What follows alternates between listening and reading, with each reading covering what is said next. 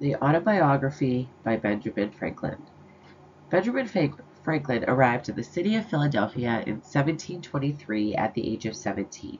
He knew no one, and he had little money and fewer possessions. However, his accomplishments shaped the city in ways that are still visible today. He helped establish Philadelphia's public library and fire department, as well as its first college.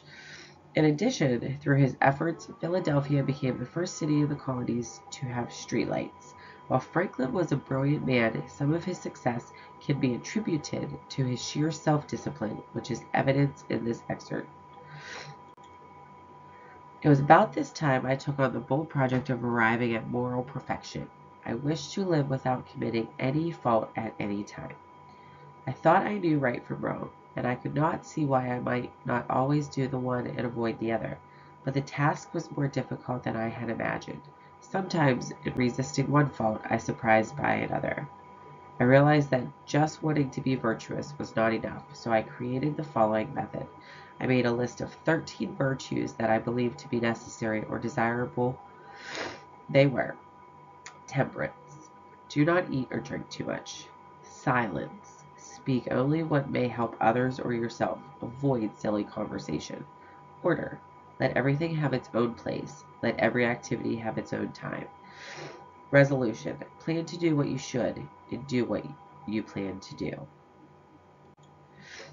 Frugality. Spend no money except to do good to others or yourself. Waste nothing. Industry. Do not waste time. Do useful things. Do nothing unnecessary. Do not be dishonest. Think and speak innocently and justly. Number 8. Justice. Do not cause harm or fail to help others. Moderation. Avoid extremes. Do not resent injuries too much. Cleanliness. Do not put up with uncleanliness. Tranquility. Do not be disturbed by petty things or avoid unavoidable accidents. Chastity. Do not use sex out of weakness or in ways that could injure your own or another's comfort or reputation. 13. Humility. Imitate Jesus and Socrates. Jesus was a great religious leader. The Christian religion was founded on his life and teachings. Socrates was a Greek philosopher and teacher. I wanted to make all these virtues into personal habits, so I tried to master them one at a time. I put them in the order that made the most sense, and then I made a little book, in which I allotted a page for each of the virtues. On each page, I marked 7 columns, one for each day of the week. I crossed these columns with 13 red lines, marking the beginning of each line with the first letter of one of the virtues. In the proper column, I marked a little black spot every time I found fault with myself. I paid attention to each virtue for a week, and I went on to the next when I could go a whole week without a black spot. Like a man with a large garden to week, I knew I could not rid of all my faults at once. So here's the calendar. And he listed the beginning. And he decided to work on each virtue for 1 week, taking them in order. I hope at the end of the 13 weeks to see a clean book.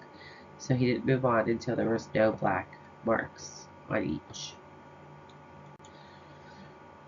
And he began to implement this plan for self-examination and continued it with occasional breaks for some time. He was surprised to find himself so much fuller of faults than he had imagined. However, I had the satisfaction of seeing them decrease. So in the morning, what good shall I do this day was his question. And those were the hours of the day where he did his cleanliness, then he worked, read his books, put things in their places, went to sleep.